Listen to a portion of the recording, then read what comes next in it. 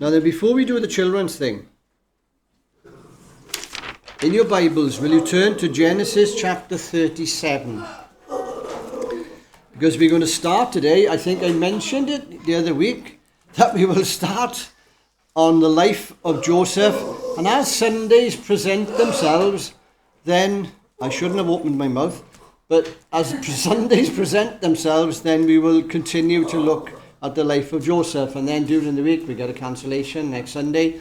And then I look at the list of the ones who are already ill and have already cancelled. So we're going to get quite a way down on the life of Joseph on Sunday mornings. But this morning, we're going to start off by reading this.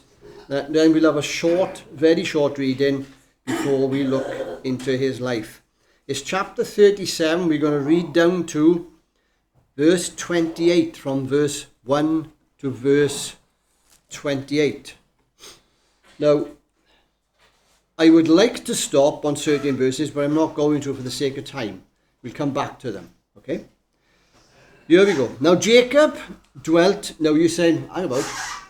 You just said you're doing the life of Joseph. Well, this is how it opens up. Now Jacob, this is Joseph's father, dwelt in the land where his father was a stranger, in the land of Canaan. This is the genealogy of Jacob. Joseph, being 17 years old, was feeding the flock with his brothers, and the lad was with the sons of Bilhah and the sons of Zilpah, his father's wives. And Joseph brought a bad report of them to his father. Now Israel, that is Jacob, loved Joseph more than all his children, because he was the son of his old age. Also he made him a tunic of many colours. And when his brothers saw that their father loved him more than all his brothers, they hated him and could not speak peaceably to him. Now Joseph dreamed a dream, and he told it to his brothers, and they hated him even more. So he said to them, "Please hear this dream which I have dreamed. There we were, binding sheaves in the field. Then behold, my sheaf arose, and also stood upright, and indeed your sheaves stood all around and bowed down to my sheaf." And his brothers said to him, "Shall you indeed reign over us? Or shall you indeed have dominion over us?" So they hated him even more for his dreams and for his words. Then he dreamed still another dream, and told it to his brothers, and said, "Look, I have dreamed another dream. And this time the sun and the moon and the 11 stars bowed down to me." And he told it to his father and his brothers. And his father rebuked him and said to him, "What is this dream that you have dreamed? Shall your mother and I and your brothers indeed come to bow down to the earth before you?" And his brothers envied him, but his father kept the matter in mind. Then his brothers went to feed their father's flock in Shechem. And Israel, Jacob, that is, said to Joseph, "Are not your brothers feeding the flock in Shechem? Come, I will send you to them." So he said to him, "Here I am." Then he said, "Please go and see if it is well with your brothers and well with the flocks, and bring back word to me." So he sent him out of the valley of Hebron, and he went to Shechem. Now a certain man found him, and there he was wandering in the field. And the man asked him, saying, "What are you looking for?" He said, "I'm seeking my brothers. Please tell me where they feed in their flocks." And the man said, "They have departed from you, for I heard them say that they are going to Dothan." Joseph went after his brothers and found them in Dothan. And when they saw him afar off, even before he had come near them, they conspired against him to kill him. Then they said one to another, "Look, this dreamer is come in. Come therefore, let us now kill him, cast him into some pit, and we shall say that some wild beast has devoured him. We will see what will become of his dreams." But Reuben heard it, and he delivered him out of their hands, and he said, "Let us not kill him." And Reuben said to them, "Shed no blood, but throw him into the pit which is in the wilderness, but do not lay a hand on him, that he might deliver him out of their hands and bring him back to his father." It came to pass when Joseph had come to his brothers that they stripped Joseph of his tunic, the tunic of many colours that was on him, and they took him and cast him into a pit. The pit was empty, there was no water in it. And they sat down to eat a meal. Then they lifted up their eyes and looked, and there was a company of Ishmaelites coming from Gilead with their camels bearing spices, balms and myrrh, on their way to carry them down to Egypt. So Judah said to his brothers, "What profit is there if we kill our brother and conceal his blood? Come, let's sell him to the Ishmaelites, and let not our hand be upon him, for he is our brother and our flesh." And his brothers listened. Then the Midianite traders passed by, so the brothers pulled Joseph up, lifted him out of the pit, and sold him to the Ishmaelites for 20 shekels of silver, and they took Joseph to Egypt. The key verse to the life of Joseph is actually in chapter 50. If you can turn with me, I'll just give you that verse. It's chapter 50 and verse 20. And these are the words that Joseph spoke to his brothers after everything had happened and years had gone by. Probably 30 odd years had gone by. Joseph said these words to his brothers. "But as for you, you meant evil against me, but God meant it for good, in order to bring it about, as it is this day, to save many people alive. You meant it for evil, but God meant it for good." So you go back to the very, very beginning. The life of Joseph takes a good chunk of the book of Genesis. It goes from chapter 37 to chapter 50. You're talking 14 chapters about one person's life, which is Genesis is the book of beginnings, and 14 chapters are taken up by the life of Joseph. Now, by the time we get to Joseph, we are probably about 2,000 years into the history of this world. The family background: Abraham is great-granddad. Abraham, the one that God called out of the earth of Chaldees to a land that he was going to show him. His son, Isaac, you remember, who's been offered on the altar on top of Mount Moriah? Isaac, granddad. He's granddad to Joseph. And his two sons, Jacob and Esau. Oh. And Jacob, as we've just read, is the father of Joseph. Jacob we know as the deceiver, who deceived his brother out of his birthright, who deceived his father. Everybody he came across, he tried to work.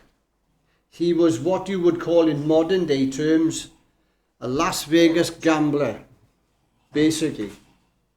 If he could try to win something, he would do it by any means. He ended up obviously being deceived by Laban, his father-in-law.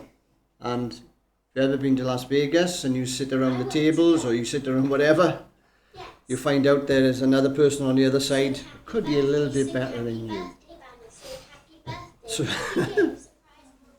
So he's the father of Joseph. And in the first few verses that we read in chapter 37, did you see a few problems? Did you see anything wrong there? Because when you look at the background of Jacob, it's all highlighted in those first few verses that we read there. There's many lessons in the life of Joseph. Listen to these words. I read them to you. Now, Jacob, Israel, in verse 3, loved Joseph more than all his children, because he was the son of his old age, and he also made him a coat or a tunic of many colours. So, we're coming across favouritism. And not just favouritism in the sense you keep it quiet. This is open, blatant favouritism. He made him a coat of many colours. You've got this image in your mind of a coat with all colours going down. It's wrong.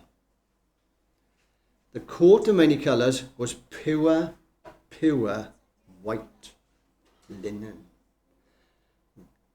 Around the neck, around the collars, around the hem, was embroidered many colours.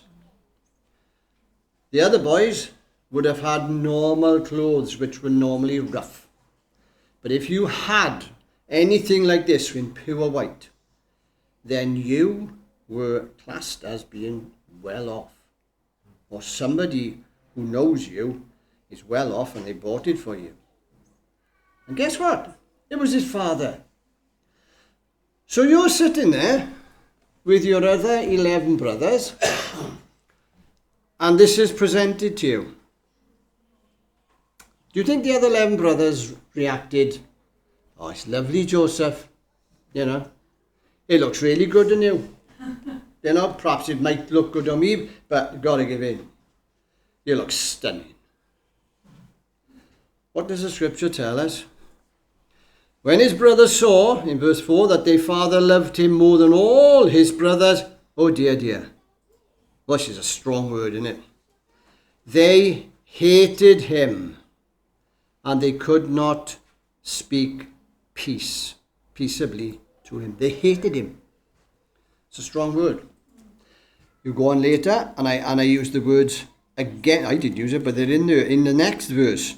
When Joseph dreamed a dream, they hated him even more. So now we've got favoritism. It's basically a dysfunctional family, because all these children now are coming from different wives. So there's bickering, there is everything going on in this family. To add to it, now, a lot of the writers look at Joseph, rightly so. I'm not saying they're wrong, but rightly so, and they see Joseph as a picture or a foreshadowment of Jesus. But when we're going to look at Joseph over these weeks, yes, that will come into it, but I want to look at it as we read the scriptures and what is transpiring in front of us. So what does Joseph do? He's dreamed a dream. He must know that his brothers hate him at this moment in time, because he's had this garment, and they couldn't speak peaceably to him, which meant if he came up to them and said, "How are you doing?" "Yeah, you know, get out of here," or whatever. So Joseph dreamed a dream, it says in verse 5, and he told his brothers, and they hated him even more. And he said to them, "Please hear this dream." Oh, we got to. Okay, go on. He said, "I have dreamed, and we were binding sheaves in the field, and behold, my sheaf arose, stood upright. Indeed, your sheaves stood all around and bowed down to my sheaves." Think that one's going to go down well? Huh? I mean, they're standing opposite you, and they're blinking armed. And you tell them this. And his brothers said to him, "Shall you indeed reign over us? Shall you indeed have dominion over us?" So they hated him even more. Hate is building, isn't it? Huh? It's not dislike. The word in the original is not dislike or couldn't talk to him. They hated him. And he dreamed another dream. And he said to his brother, he took it to his brothers. "Look, I dreamed another dream, and this time the sun, the moon, and the 11 stars bowed down to me." So then he told it to his father and his brothers. His father rebuked him. "Oh, somebody's telling him off. Do you think it's about time? Do you think there's a bit of big-headedness going on here? the Lord shows you something, unless he tells you, keep it to yourself. Test it that it has come from the Lord. Because many people I've known over the years have said, God has told me, and I think, oh, here we go. Because by saying that, you were trying to say to them, don't you question this, because God has told me. Be very careful when you use the term, God has told me, because you are elevating yourself above the person that you were telling. This is what Joseph was doing. And they hated him, and even his father tells him off and says to him, what's this dream you dream? Shall your mother and I and your brothers indeed come to bow down to the earth? And his brothers, now they had hatred, they got envy now, envied him, but his father kept the matter in his heart. Now, there was going to come the time when what he had dreamed here was going to take place. But we are talking 30 years down the line. So at this moment in time, you can understand there is envy, there is hatred, there is bitterness, because Jacob had bought him this, or made this coat for him, and because Joseph had opened his mouth and told them what, he had a dream from God, there's no doubt about that, but it was for him. And he opened his mouth and all these things happened. But this is where, remember that verse? You meant it for evil, God meant it for good. God turns things, turns situations into good, but not immediately. It takes time. And so what happens, what we read there, was that when Joseph went out to his brothers, guess what? He went out to see his brothers, to see how they were doing, sent by his father, dressed in the one thing his brothers hated. Talk about rubbing it in your chops. Here I come. I'm coming out to see how you are, and I'm coming out in the one thing that Dad has given me, and you ain't got. And so what did they do? They stripped him. We read it. They stripped him of the garment of many colours, and they threw him into a pit. It was a well, it was a dry well, and they sat down to eat a meal. Yes, this is their brother in a pit. They've already conspired to kill him, but Reuben has intervened to try to save his life. But they had got him in there, and they are deciding what they're going to do. Oh, right.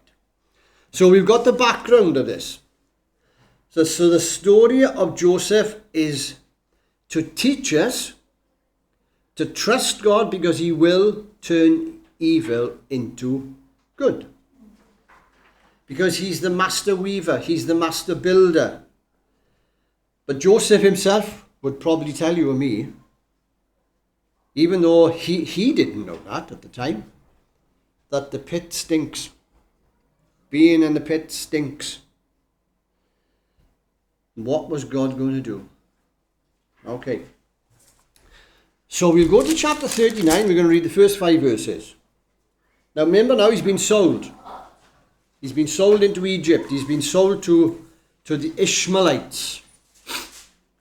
Did they give him a nice little carriage in the back of the camels, you know? Now then, no. What they did with slaves that were sold, they put a rope around their neck and they tied them to the back of a carriage. And they would have been in a line. And they got to keep up. Because if they don't keep up, guess what? The rope gets tighter. And so they have to keep up with the carriage. And so all this is happening to Joseph. Now in chapter 39, now Joseph had been taken down to Egypt, and Potiphar, an officer of Pharaoh, captain of the guard, an Egyptian, bought him from the Ishmaelites who had taken him down there. The Lord was with Joseph, and he was a successful man, and he was in the house of his master the Egyptian. And his master saw that the Lord was with him, and that the Lord made all he did to prosper in his hand. So Joseph found favour in his sight and served him. Then he made him overseer of his house and all that he put into his hand. So it was from the time that he had made him overseer of his house that all that he did, the Lord blessed for the Egyptians' house for Joseph's sake. And the blessing of the Lord was on all that he had in the house and in the field. Now then, he's been sold. He's been taken down to Egypt. The boy who was tops ain't tops anymore. Do you remember the song back in the 90s? It was Tony Blair's favourite song when he came into power. Dream, things can only get better. Yeah, sometimes. Have you ever had a day like that? Where you got out of bed and you got out and everything's gone wrong? And perhaps you said yourself, like dream, oh, things can really only get better. Only to find that they actually get worse. And it seems to go downhill even further. Well, this is what happened to Joseph.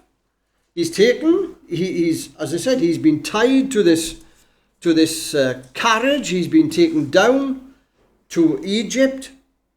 And he's been sold now, not as a top son, but as a slave. The slave had no rights. The slave had no money.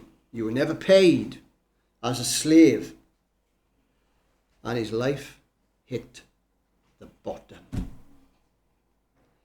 Been there? Might be there now. I mean, most of our lives, I would possibly say, most of our lives are sort of midstream. Occasionally there's a peak. Something goes right, a wedding, an up, isn't it? Or a promotion, or the birth of a baby in the family, and up we go. But mainly, sort of midway, we're in there, midstream. But occasionally, we seem to touch the bottom. You might have had money invested in the markets, and it crashes, and it's gone. The money's not there anymore. Or the tests have come back from the doctors, and they're not what you were expecting. Life-changing experiences do happen, and we are at the bottom, and we're looking up. And sometimes, like Joseph, you will read in chapter 42 and verse 21, he pleaded with his brothers to get him out of the hole. Don't read it there. But his brothers, when they stood in front of Joseph at the end, they didn't know it was Joseph. And they said, all this has come upon us with what we've done to our brother. They're looking back years. He pleaded with us and we did not listen. And perhaps we plead with God and things seem to get worse. And like Joseph there, he would have heard the camels' bells and the sound of the camels coming along when he was in the pit.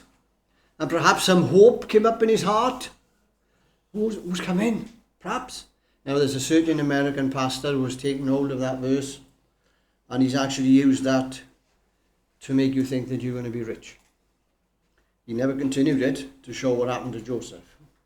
Because in the context, nothing good was going to happen. He was going to be sold, tied by the neck, dragged to Egypt, and while his brothers sat down and they shared out the 20 pieces of silver, his life seemed to be spiraling downward.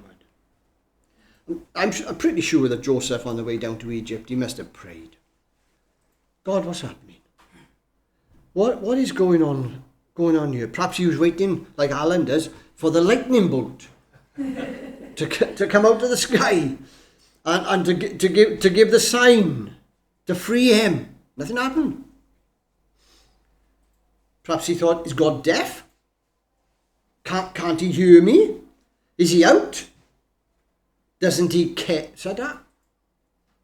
Do you care?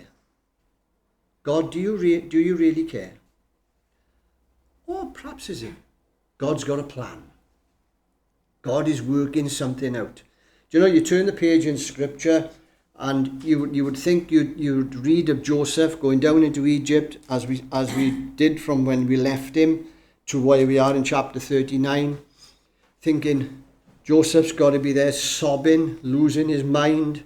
He's angry, he's totally in despair. But did you notice the words that we read in those short 5 verses of chapter 39? Verse 2, the Lord was with Joseph. Verse 3, his master saw that the Lord was with him and that the Lord made all he did to prosper. Verse 5, so it was from the time that he made him overseer of his house that the Lord blessed the Egyptian's house for Joseph's sake, and the blessing of the Lord was on all that he did. The Lord was with Joseph in Egypt, in a foreign place, amongst strange people, strange surroundings. Now I'm a slave, strange language, strange food. What about you and me? If we're in an Egypt at the moment, in a place where we don't want to be, could it be that he's silently planning? Could it be that he's actually working, even in the midst of all the turmoil and all the things that seem to be just going against us? Could it be that God is actually working for our good? Even when we can't feel him there. Even when we think that in the middle of it, I'm on my own. Could he really be there? You know, David said in Psalm 139, where can I go from your presence? And he listed all the places that he could try. And he said, I can't go anywhere. Because you're there. You're going to be there. You know, the Apostle Paul was on Mars Hill in Athens. I was there when I was 10 years old. But up on top of Mars Hill there, where he was looking at all the things that the Greeks had made to their gods. And he said to them, he said in chapter 17 of Acts, I came across this altar to the unknown God, just in case they'd left one out. And he said, this unknown God I want to tell you about.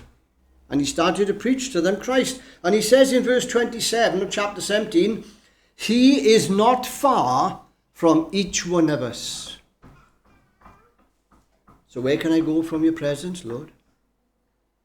It's realizing that God is there, even in the pit, even down the bottom. There's a boy there.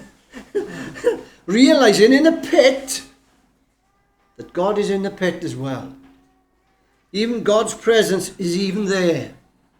And he makes the difference. Moses, back in chapter 33 of Exodus, or forward I should say,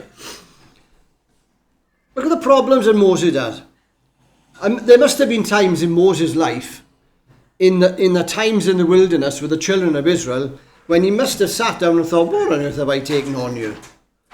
Why did I ever agree to go to Pharaoh and tell him, let my people go? I want nothing but trouble ever since.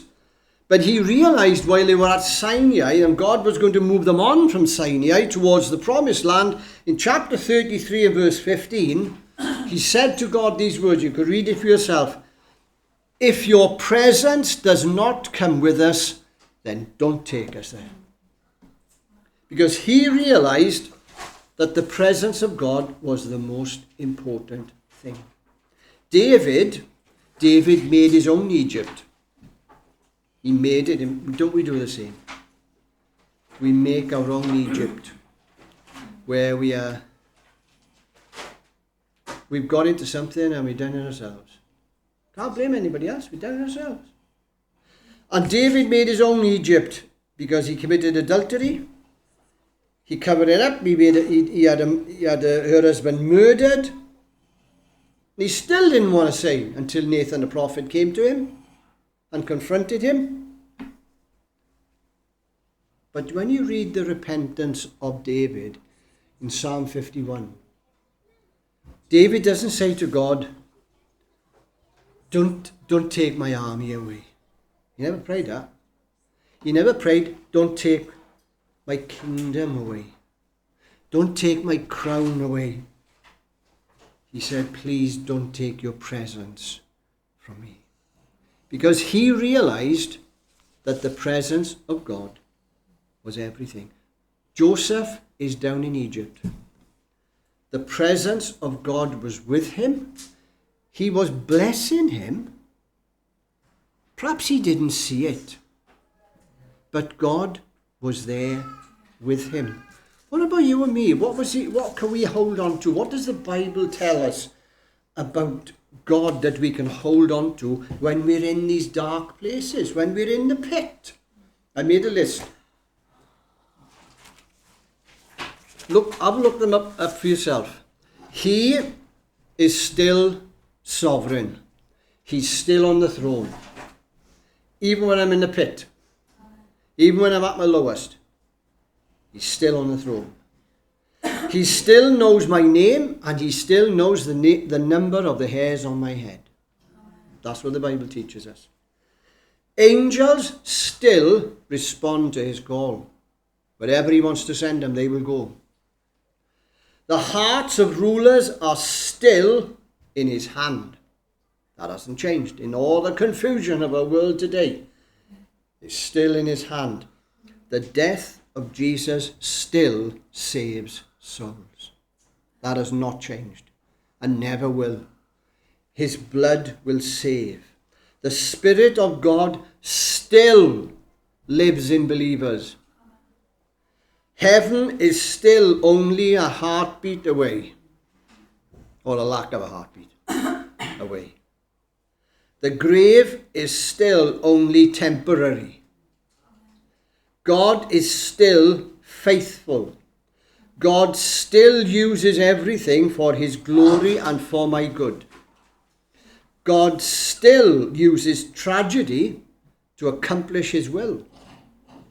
His will is still right and perfect. Did you notice a word I used all the time there? What was it? Still.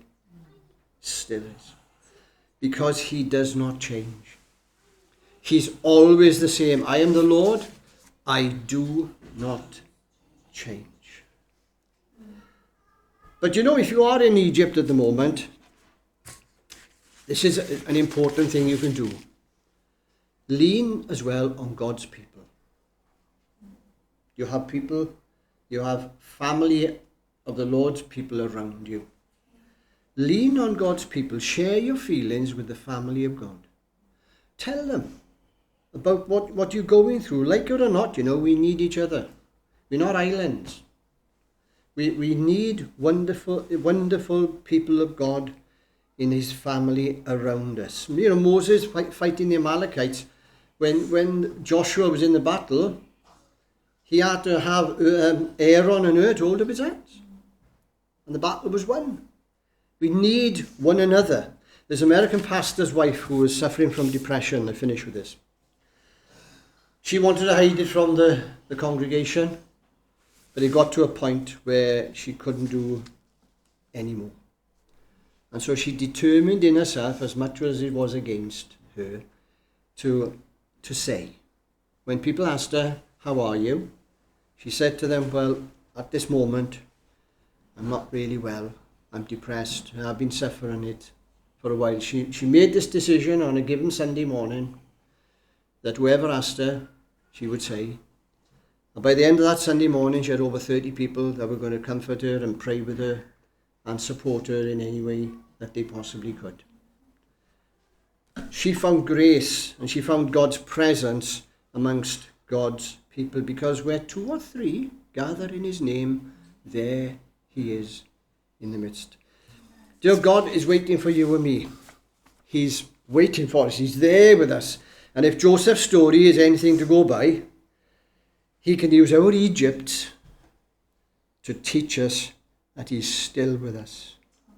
Even when you don't feel he's there. Even when you feel that you've let him down and others down so much that you don't feel he's there. But he is. He never leaves us. He never ever forsakes us. He remains with us. He has not moved from you or from me. The promise of Abraham still stands true. I am with you. In Genesis 28:15, I am with you and I will watch over you wherever you go. And with Joseph being down in Egypt, realize that the Lord is with you, as the Lord was with Joseph. Do you know what happens next? You'll have to come back next week and find out.